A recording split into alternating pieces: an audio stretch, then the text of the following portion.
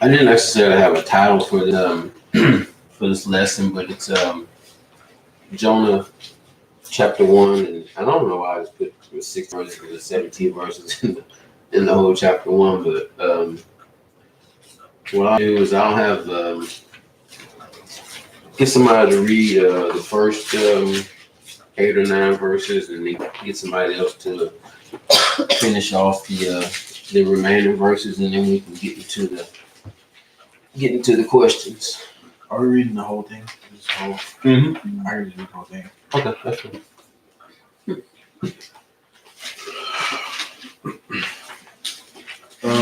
Is everyone there? Sorry.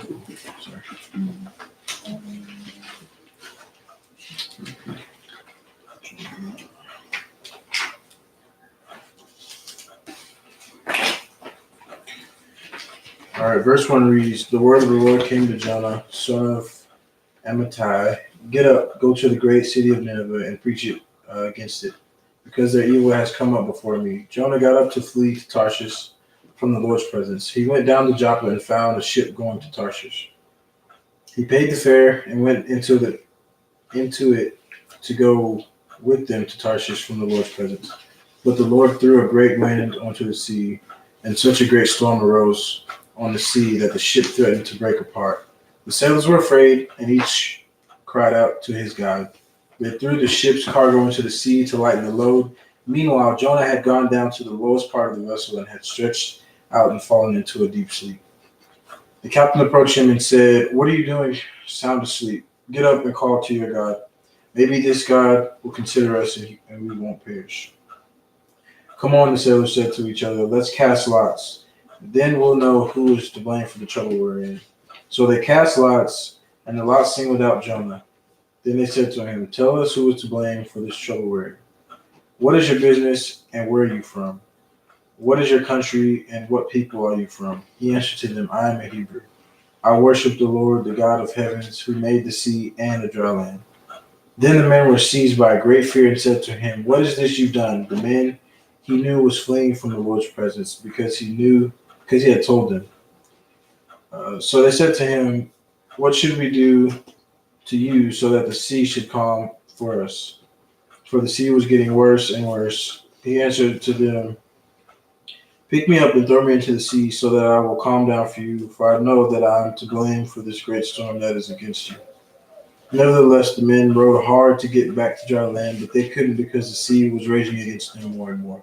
So they called out to the Lord, "Please, Lord, don't let us perish because of this man's life, and don't charge us with innocent blood. For you, Lord, have done just as you pleased." Then he said Then they picked up Jonah and threw him into the sea, and the sea stopped its raging. The men were seized by great fear of the Lord. They offered a sacrifice to the Lord and made vows. The Lord appointed a great fish to swallow Jonah, and Jonah was in the belly of the fish 3 days and 2 nights. Thank you.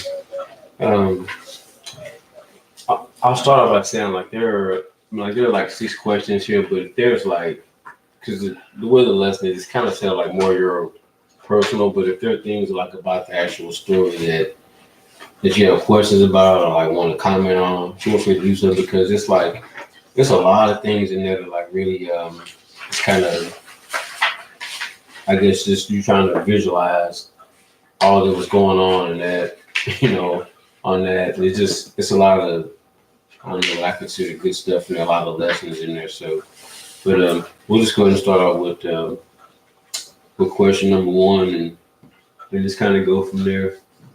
And the first question says, has God ever called you to leave your comfort zone to follow him? And then the second part is, how did you respond?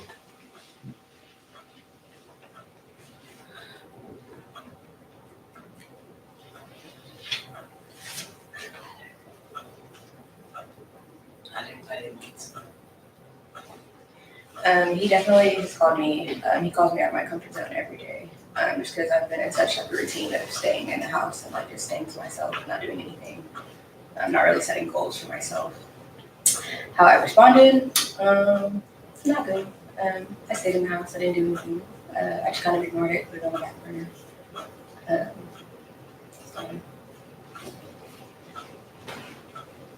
I like your answer.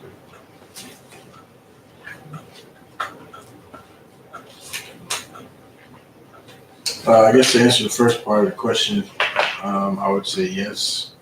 Um, on multiple occasions. Um, I like that too.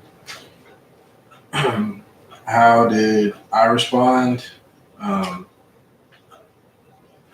I know how we should respond, or how I should respond, and it's to always say yes to what God has us or wants us to do. But I think sometimes we question, or I question, well, did you really want me to do it like this, or did you want me to do it this way? Like kind of like a more comfortable way. Like if God is asking me to speak to somebody and just tell them something that maybe we've never even talked about, or something that could be off the wall thing to bring up, and like we kind of find a way to say it differently, and then God would be like, well, that's not what I asked you to do. A lot like Jonah. I mean, the story is, I think a lot of us initially would respond to the way that Jonah did, and we kind of, that's too big, or that's not comfortable. That's not what I'm used to. That's something that maybe you meant that for someone else, God, or Um, I think I would say that I maybe tend to make excuses sometimes. But when God speaks to you and it's so clear, you just have to step out in faith. And I found that in saying yes to Him, like that's some of the biggest victories I've had, the biggest overcoming, whatever it is I'm dealing with in that season. I've had the greatest victories, and that's when the victories do come. When I've said yes to what may seem like something that gets you uncomfortable. It's like Ricky talked about on Sunday. Like, I mean, he'd never have, if he would have just gone to Taylor, he would never have fulfilled what God truly had for him. He's been doing his will. Yeah.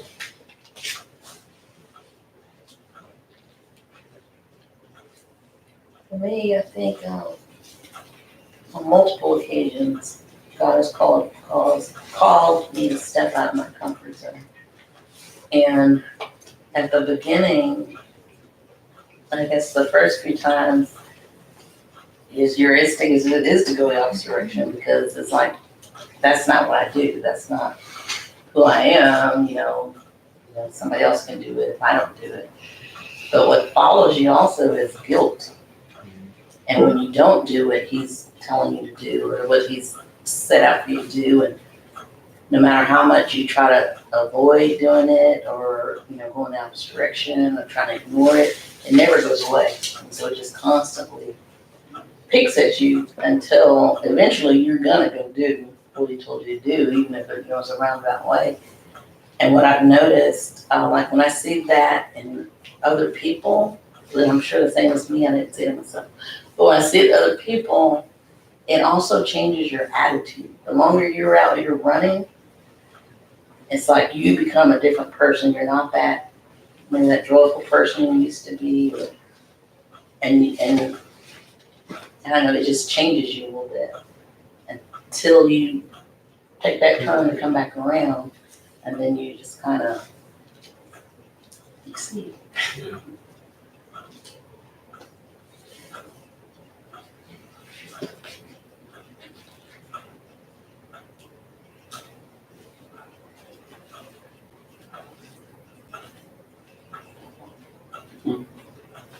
I was waiting on you.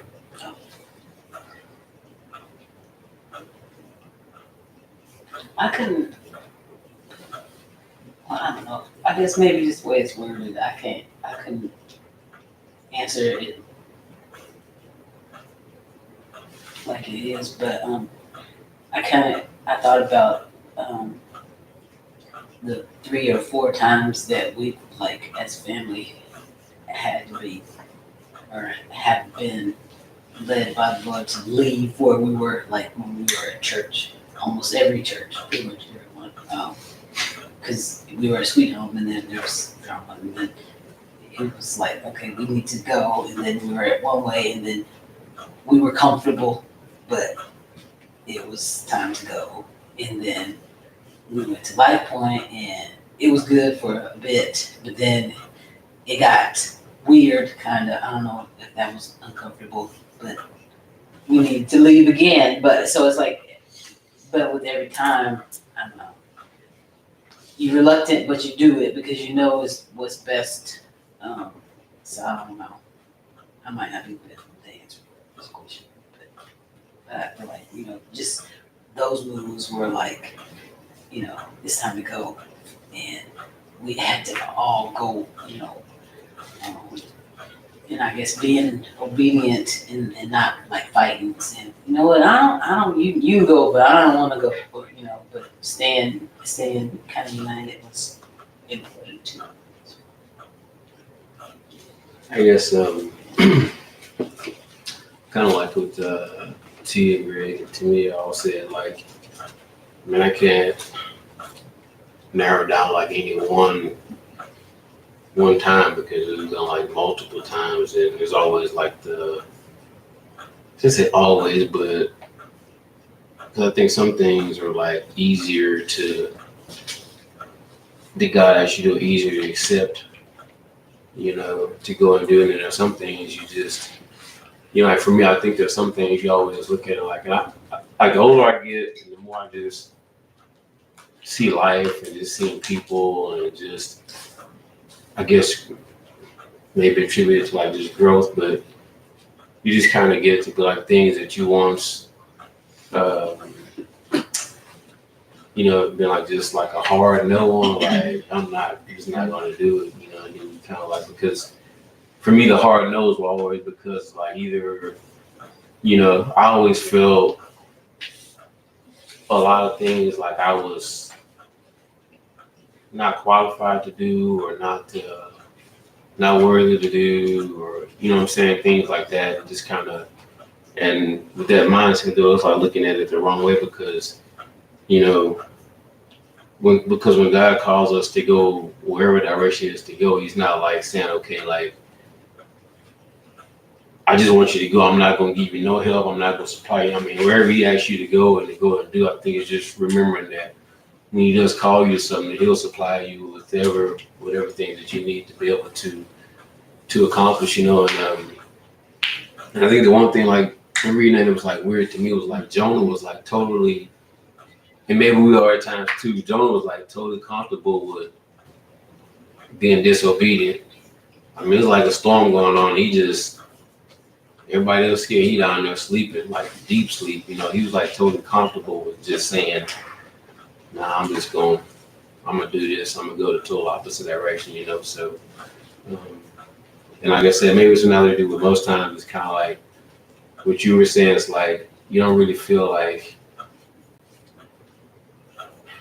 I don't know, maybe at peace or like yourself because you know you should be doing whatever it is that God called you to do. And it's like whether it be like she was saying, being at a certain church. I mean, like one of the churches we were at, I knew for probably 2 years and still stayed there 2 years too long, and it was miserable, you know. So I finally just like, you know, it's something I really had to just go and pray again on and fast on, because you get caught up in like you got relationships at a church and all this different stuff, and it's like, well, God's like, well, maybe so. He's like, go. And even when we made a decision to leave, like one of the churches, it was when we were going, it was like, well, it was almost as though when you share that information with church people, they looked at you like, oh, you leaving? It's like, okay. You know, like, I'm like, well, and my response to everybody that came to me like that, I was just like, well, this is what God telling me to do. Because I know I fasted about it, and it just came, like he was saying, it just was crystal clear. So I'm like, well, that's what God said. So I'm not concerned about what anybody else says about it. And obviously it was the right decision, you know, because kind of like what Greg was saying too. You know, when God leads you to something, He's not going to just lead you there for His money. It's going to be for a reason. Just because one of the blessings in it is like everywhere we've been, there's like Ricky. If we had never left we were before we went to Life Point, I wouldn't have met Ricky. You know, that's where we met him at. You know, and then it kind of like that whole thing just kind of, like you said, it got weird or whatever, and everybody just kind of fell off from there. But just like the ancients, you know, the relationships that we made at every step along the way, and those relationships today are still strong relationships. You know, so it's just to me like God just confirming that He had us at a certain place at a certain time to, you know, to make certain relationships and connect certain people. So, you know.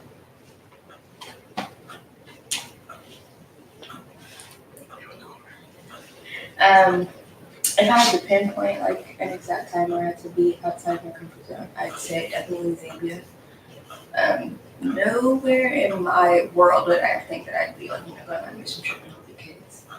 But how I responded was more like, you know, I just kind of, not that I had a choice because it was big already, but you know, I just kind of went with it, and I did whatever like what needed to be done, or however like he needed me to be an example for the kids and even like the other ambassadors together. Yeah, so I guess I responded better to the situation. That's a good point. I think when you make yourself like, you know, when you're obedient and available, it's kind of like I said, like God gives you what you need. You know what I'm saying? Like to whether it's something to do or like He was showing a little bit on Sunday, like when he and Becca were talking, he was like where did I get there from? What I said, you know what I'm saying? God gives you that through the Holy Spirit. You know, you're not. You know, when you get to sharing and talking, it's like God He speaks. I mean, it really turns you into like being a vessel. You're just like you know, like I'm just a conduit, you know, something that He runs the Spirit through to be able to speak and share with us whatever message He wants to convey to them or whatever work He wants to do through you to show people Him, you know. So I think one thing that I was thinking about with this too is, I know it's like, you tend to think of, like when it says leaving your comfort zone, we tend to want to think about like big significant things. But I mean, like even in the smallest of things can be, you know, like if God is leading you to say, you know, just like, man, like God loves you. Like that could be a very uncomfortable thing to say to somebody at work, you know. It's not, you know, it's not big because you say it and like, okay, well, you know what I'm saying? Like it doesn't have to be like God wants us to follow Him, and yes, He's going to challenge us with those, you know, it's kind of like, you know, like stock market, like when you have like those big jumps, those real quick, you know, like those like big gains and like big, you know, big acts of trust in Him, and like, you know, you really, really grow. But like even in the small things, like those can be uncomfortable too. Mm-hmm. And it's like a small thing, like, and one of the things that Ricky was saying, like that kind of stuck with me, was when he mentioned like, man, I just kind of like he wakes up in the morning and just says like, God, like, you know, expecting just to see Him work. Because like if you really think about it and you flip it and you're like, well, God, I'm going to put it on you no matter how ridiculous. Like I'm going to look ultimately, you know, it's for you, and I know that you got me. So like you kind of flip the script and be like you do it. You know, like I'm just like the vessel. And He wants to do it. You know, like, yeah. But it doesn't have to be these huge. I mean, sometimes it is like big things that God wants us to do that seem outrageous. But I mean, when it says, has God ever caused you to leave your comfort zone? Well, to me, it's like when he went to go get his disciples. Like that was, you know, like the Great Commission is essentially calling everyone that is going to follow me. Like I'm calling you to be uncomfortable. Mm-hmm. To be a believer and a follower of me, you have to be uncomfortable, and you have to be. It's weird, comfortable being uncomfortable. We're like expecting that I'm going to be kind of in a weird spot sometimes. Just this is how God works. This is how He works best, and this is how He does His thing. But I just think that small things, like if God says to, like it's always. I'll give you an example. Like when I was working at 40s, every day, like there's homeless people that like they have spots, so you know where they're gonna be at. Mm-hmm. So I'm like, man, I'm gonna see this dude every day I go into work because he's gonna be there, and like if you're 4 cars deep, he's gonna get to you. So like I know, and I'm like, man, you know, like so, like I legitimately like just didn't have any money. Like most days, I just didn't have anything on me, and I'm just like, man, like, and I feel like in my spirit, God's like, you know, give him something, and that's another thing too. It's just like, well, like, and the way I'm thinking, you know, like you can be really one track, like, well, I don't have any money. Well, God's like, well, you don't have to have any money. Like, just talk to the guy, you know, like just give him something, you know, because I'm sure people are. Yeah. You know, yelling at him, giving him the finger, tell him to get off the road and this and that. Like he's Exactly. going through enough junk throughout his day. Like if God is asking us to do something, like he doesn't think in our box. So I'm thinking in the box, like God, like I'm trying to pay bills and I got this and I got this, and he's like, well, give what you have. And I'm like, well, I don't have nothing on me. He's like, it's, you know, like I've given you, you know, like just talk to the guy, Mm-hmm. you know, and then that's. You just say, hey man, I have nothing on me and I wish I could help you out, but you know what I'm saying? Like just encourage them, you know, like stuff like that. But those small things, like it's uncomfortable to do, but he's not, you know, he's gonna supply us with whatever it is that we need to get big or small, no matter what he's asking us to do. So I just thought that was important to kind of point out is it's not always, you know, go across the world and find the people in the remote village that's never been ministered to before. You know, it's not always like No, that. it's not. It's not. It's just like you said. It can be like in the small things. And I think the one thing, like, about being uncomfortable. I mean, if you think about anything, like anything you're gonna grow from,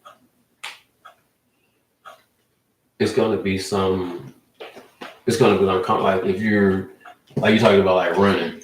Well, in order to start, like you want to go from like running, whatever, like a mile to 2 miles. But that first mile is like to be uncomfortable. And you like you'll get uncomfortable again going from 1 to 2 and then 2 to 3, and it's like work, like lifting or whatever. And so, and I don't think, you know, God never in the spirit, like He never calls us.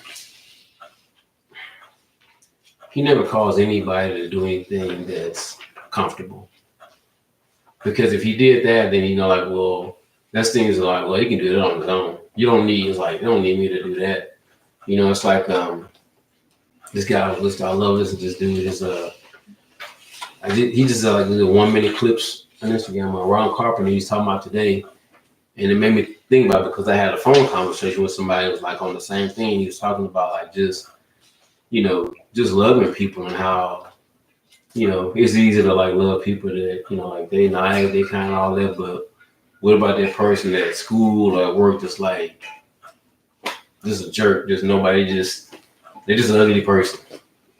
You know, they just, you know, can you love that person? It's like, and to be able to do that, it's like, well, you know, you can't do that if you're, like he was saying, like that pulls you out of a comfort zone, but, you know, knowing that you can't do that by yourself, just like we talked about in the past, like about forgiveness, you can't just on your own just be like, you know, I forgive people. And those are things like with God, he's like, with forgiveness, he's like, well, to be forgiven, you gotta forgive. And he's like, don't say you love me if the people you see every day you say you hate. He's like, no, you can't do that, you know, because that's not. I mean, you can say it, but it's not true. You know, it's like, man, I love God just so much, you know, but like he was saying, a lot of people on the street, we see them all the time. It's like, just, you know, I don't know, just treat them like a person, you know, treat them kind of like you want to be treated if you're in a bad situation, going through a bad time or whatever, you know. And like you said, those are all things that pull us out of our comfort zone. But I think the more you live in that comfort zone, it gets, I don't want to say easier, but maybe you get more comfortable being uncomfortable. Yeah. People said God doesn't always call the qualified, but qualifies the call.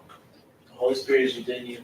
He will not let you have peace until you move on what God is calling you to do, even to the point of affecting that conduct. When you do what He asks, it's an awesome feeling that nothing can replace, and it opens the door to use it.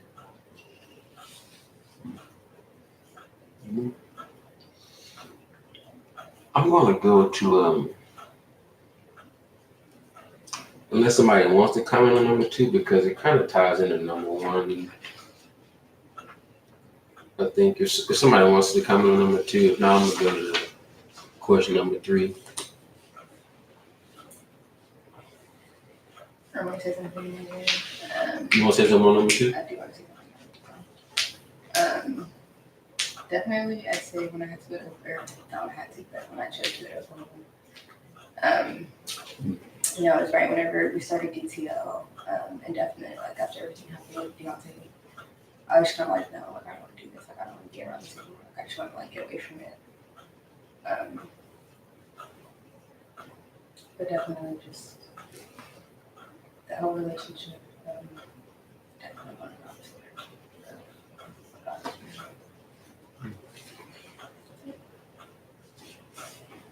I would say for me it was about 3 months ago, 4 months ago, because I was interviewing a whole bunch of places and I interviewed with Dell. I'm gonna do this job at Dell, and I was on my way to the interview with KB, and I called Rebecca and I was like, I'm really not even feeling that. I don't even want to go here. I was like, I just interviewed with Dell. I was like, it's wasting my time. And I interviewed with them, and she said, how'd it go? I was like, it was all right. They were kind of weird. Just trying to find something in my mind I had, but what I wanted to do. I knew where I wanted to be, what I wanted to do, the path I wanted to take, and so they were kind of dragging their feet, and I was like, I'm just gonna wait on. KB had already offered me, and I was like, pretty much telling them like, just give me a couple of days. I prayed about it, and I was talking to her about it, and she was, she kind of. Like we talked about, God uses us as vessels, and I really felt like it was God speaking to her. And she told me, she said, what if God doesn't want you to do it? What if He wants you at KB? And I was like, yeah. Like, it's like one of those things where it's like it's something you need to hear, but you don't want to hear. And I'm like, it just took me a while to respond. I'm like, she's right. And so then just seeing how God ultimately led me to where I was supposed to be. And put me in the one supposed to be. That was definitely where I was trying to go my own way. So that's what He was calling me. Yeah.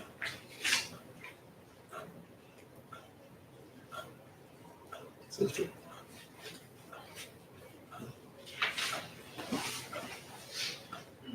Joe said, sometimes just loving someone is uncomfortable. Forgiveness can be uncomfortable, and to forgive can be uncomfortable. Even for some of us, just doing the right thing can be uncomfortable. Like you said, it can at times just start with something small, but the more we do it, the more we see God. Jonah, when you quit? Yeah, and I got her too. She's like, no, one. And she said, can you get me shampoo and stuff like that. She wanted just small stuff, but you can help by just talking to someone that, you didn't think, because you pass them and you'd be like, maybe I can help somehow. And you can, and they might ask for it if you figure out what they need. Like, that guy that you see, like, you don't know what he needs, but maybe he'll tell you if you just talk to him. I don't know. So, yeah, I think so. Like, God can help you, like, in that way. Just to lead you to people that you didn't think they were going to talk to.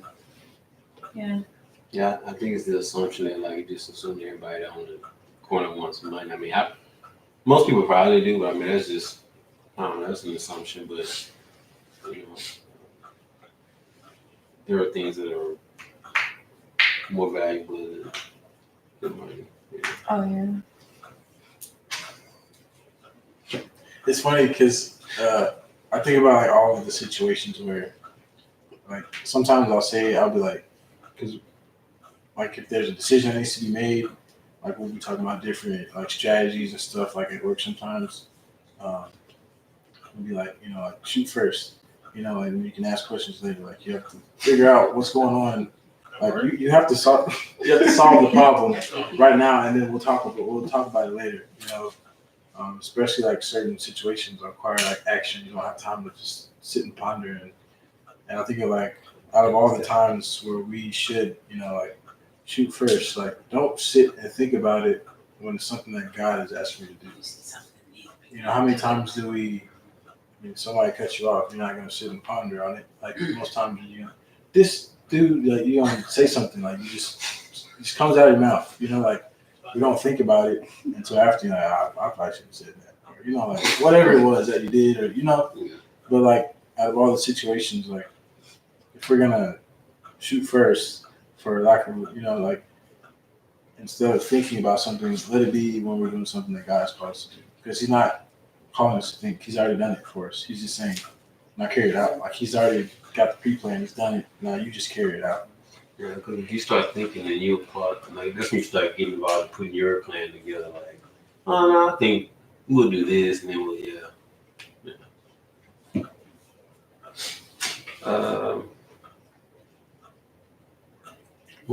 go through these next three questions.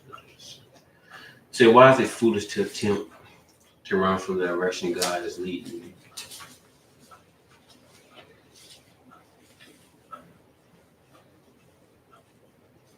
Because you can't outrun God, and you'll never be at peace. And you run and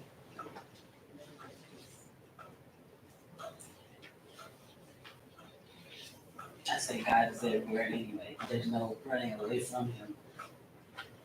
And regardless of what we do to try and avoid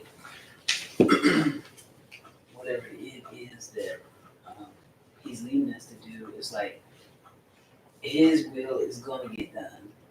And we can do it the hard way or we can do it the right way, His way. Either way, it's going to end up being His will. So if we did it God's way, then we can save ourselves a lot of heartache and headache and circumstances that are beyond our control, like the consequences of our wrong choices. I think it's interesting, like how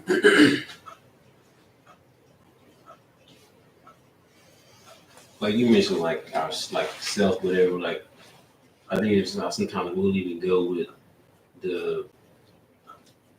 we'll go the direction that other people's pull us versus the direction that God's designed for us to go.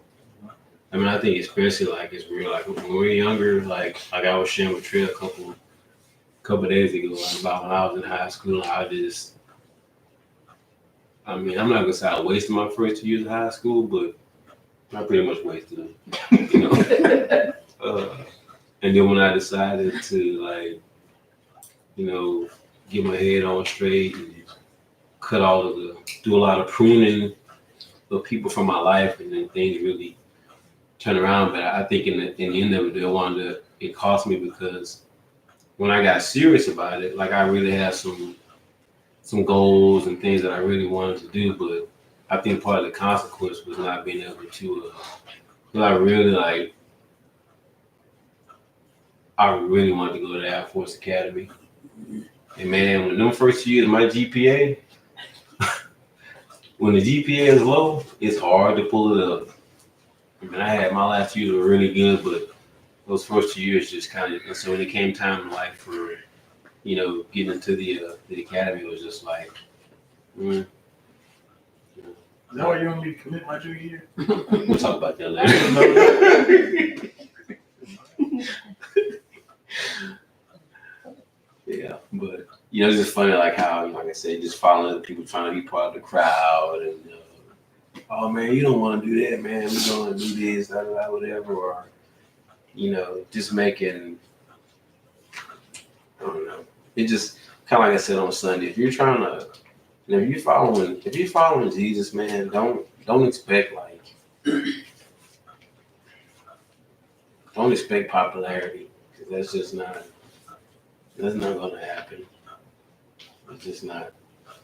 And maybe it's easy for me to say at 47 because I really don't. I mean, I don't know. I don't really too much care what people think, honestly. So that is like, well, whatever. I take a little bit firmer stand every year. The more they put nonsense out in the world, it's like I'm not going to do that. Oh yes, you are. No, I'm not. Yeah, but Can I answer this? Like, it's not really like a serious answer. It's more like it's a little bit humor. I was thinking about it. I mean, myself out. It said, "Why is it foolish to attempt to run from the direction God is leading you?" And I say, "Because his legs are too long."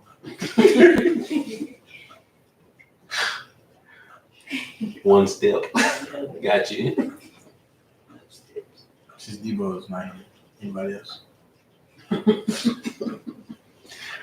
Sure, you'll comment on that. I'm gonna switch that. I'm gonna switch these two questions around. I'm gonna do number 6 first, then 5. So even when you don't understand it or when you flat out don't want to, why does it make sense to follow God's direction?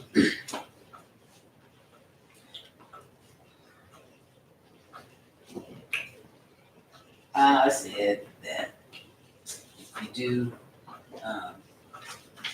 your obedience is rewarded. If you think about, the Bible, think about Abraham. The Lord said, "Go to a land I'll take you. Just go." He didn't even, specify where, but Abraham got up and went, and he's rewarded to be the father of many nations, and that kind of like his blessing came. Rahab hid the spies when they came to her house, or helped them get out of the city. And when they came to, destroy the city, Right now.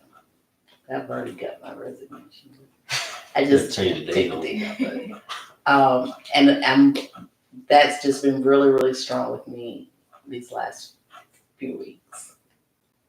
Because I thought I was ready, but You were.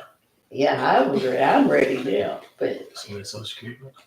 Huh? Social Security? we ain't open for that. yeah. So You're not gonna get none of that. Oh, yes, that's what he's talking to me about. First, you Social Security? I don't know, like, if I can answer this question this way, because I would say that, like, the direction that he's leading me, I won't say that I don't want to go there, because I think for the past maybe 4 years, I have gotten glimpses of like I see myself in this place, and I always just wonder like, okay, well, how am I going to get there? And a lot of times, along the way, I've like kept myself from, getting to that place because I kind of see like where he wants me to be. I just want to be able to like make the right decisions and do whatever it is that he's asked me to do or serve wherever he wants me to serve in order to get to that place. Because like back to like Ricky was saying, like he only talked for 10 minutes, but it was like he was preaching to me. But he mentioned like there's a lot of things that you can do like that we do ourselves that keep us from, you can either, it's kind of like I don't know, like those old games, like if you do it right, you'll get there quick. But if not, like you gotta go here and you gotta go here and you gotta. And so I kind of feel like the latter is kind of what I've been on, but I just feel like I know what God has in store. It's just like you always want to know like, how long is that going to take or what does that look like. But right now I just have to trust.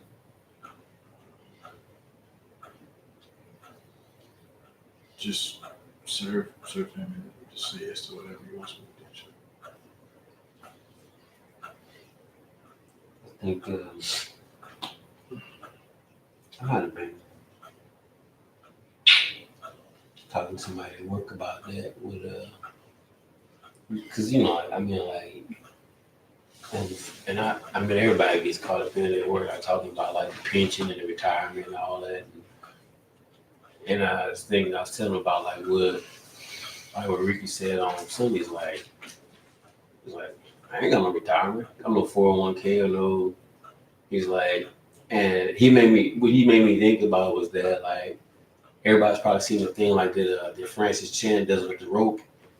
And he's talking about everybody puts like you're like, man, how am I gonna have for retirement for this and for that, and it's like versus investing in like, the rest of the road represents eternity. And it's like, and he just like, for Ricky deal is a great example because it's like, he's like, I gotta trust him. He's like, I don't know where it's coming from, but I know you're gonna provide it. You know what I mean? And it's like, and I think for everybody that, you know, at one point or another, I think, you get to that. You may not start there, but you get to a point in your relationship with the Lord where you're like, it's like, okay, I've tried like everything. You know what I'm saying? I've tried like this way, that way. I've tried doing this, I've tried doing that. And it's like all that stuff, and it's like, well, man, like none of it worked. You know what I'm saying? And it's like, and you find yourself like, well, God's like, well, it's like the only thing that works is me. And he's like, and I'm like, I'm unlimited. I'm unlimited in my resources and what I can supply to you. And not, like again, people always, when you hear talking about God supplying, a lot of people just default to like money. And it's not, you need money. I mean, you got bills and all this stuff. But the reality is most people live outside of their means. That's the reality. And, but the things that God really supplies are things that, you can't get them from a check or from you know what I'm saying? Nothing like that. It's like those things that you can't see like that peace or that assurance or that joy. Those things you can't like go and like, to a gas pump, you're like, give me $20 worth of joy. You can't do it like that. It's like God supplies that, and it's not just a one time thing. So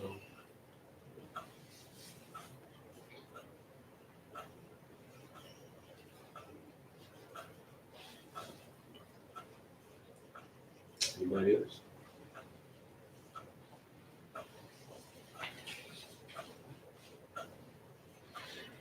Yeah, that'll conclude our lesson for tonight.